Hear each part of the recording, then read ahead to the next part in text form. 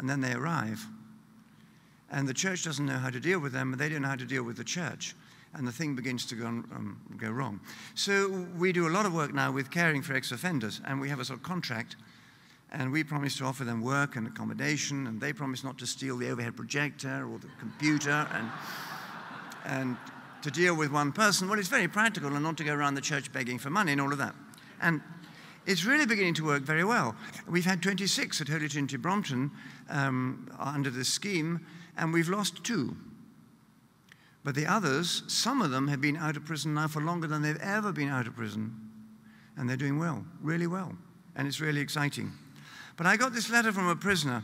He wrote it on the back of his map of Jerusalem, Old Testament times, for which I think he thought he had a rather limited use. And this is what he says. Tuesday night, something amazing happened tonight. The spelling is awful. I come back from Alpha Group and prayed to you, Lord, about so much. And I prayed for around 20 minutes. And for the first time, you felt real to me. And I honestly, in my heart, felt your presence, and you answered my prayer straight away. Because I picked up the Bible and I read a large portion. But as soon as I opened it, it said, we are not alone. It made perfect sense, since you clearly showed me what to read. Because never before have I read the Bible and understood your words. I'm writing this down to remember your first words to me as I am truly touched in my heart. And as I read it, you need to have a personal relationship with you, Lord. The spelling, as I say, is appalling, but the theology is perfect. You know that. I know that. You have to have a personal relationship with you, Lord. And the basis, of course, if I may say so, of that relationship is the cross of Christ. Never build your preaching of forgiveness on the fact that God is our Father and He's bound to forgive us because He loves us. It's untrue to Jesus Christ's revelation of God. It makes the cross unnecessary and the redemption not worth talking about. If God forgives sin, as He does, it's because of the death of Christ, which is why we're so grateful. And which is why we exercise faith.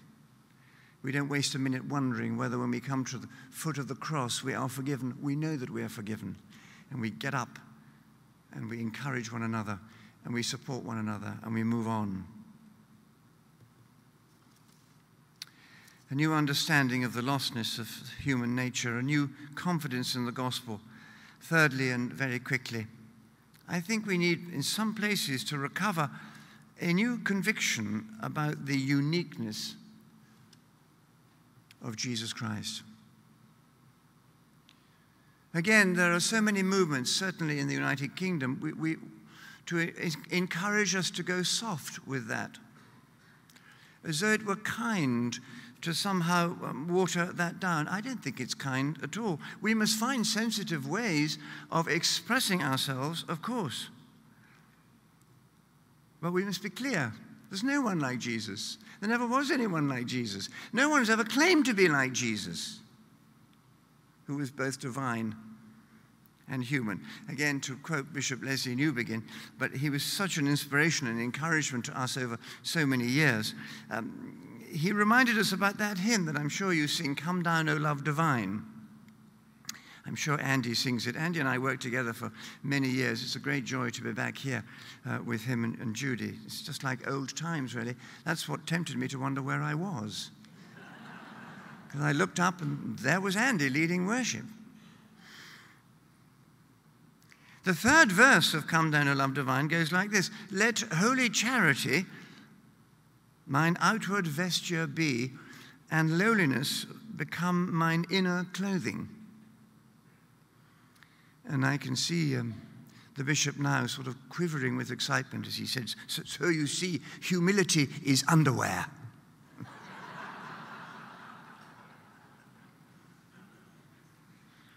We must be proud that we're brothers of Jesus, sons of the Father. Because the question, as you know, the real question in the world is not how can I be happy? I'm sorry to break that to you in a rather crude way. The issue is not whether you're happy or not, and we've already heard a little about this morning. The issue is how can God be glorified?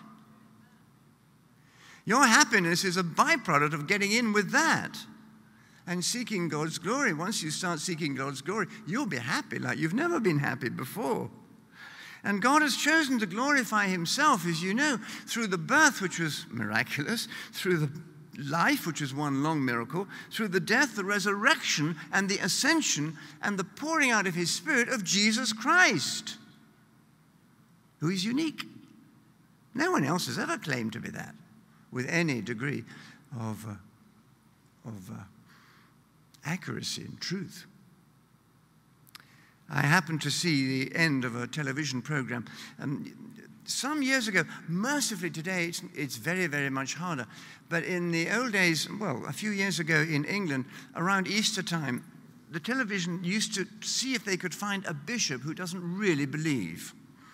And it used to be much easier than it is today, mercifully. And they collected a few people, a few wise people in the studio in London. Wise people nowadays don't come from the east, they come from the west, somewhere near Ealing in West London, somewhere. And they collected 3 or 4 of them, and this bishop was sitting there. And as I switched on, they were talking about the resurrection.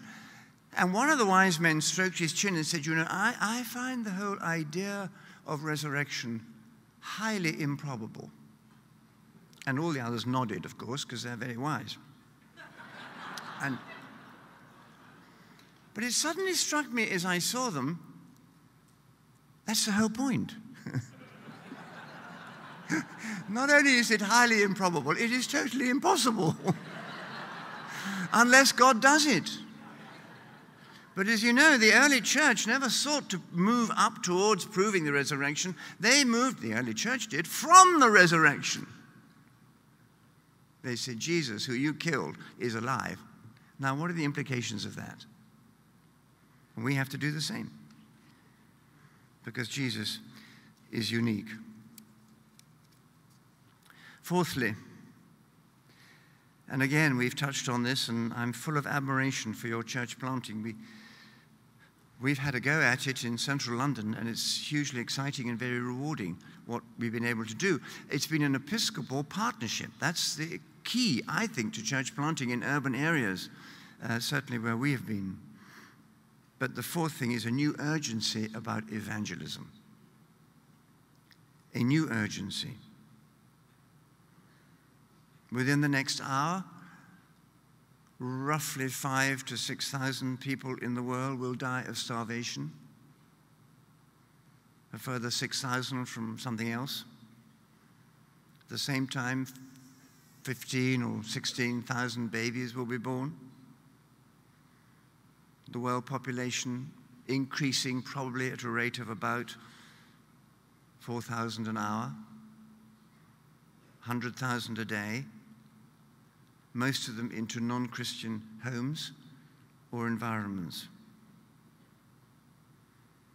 So that compared with evangelism and possibly worship, as they always used to say, everything else that's happening in the church is like rearranging the furniture when the house is on fire. We must take that seriously. We have a strapline for Alpha, which is the re-evangelization of the nation or the country or the world and the transformation of society. Because we want to hold those two together as you do. The old battles that I was born into of social gospel or true gospel, of word or spirit are so sterile now. Don't they sound sterile to you? Jesus is the word. Jesus is the Spirit.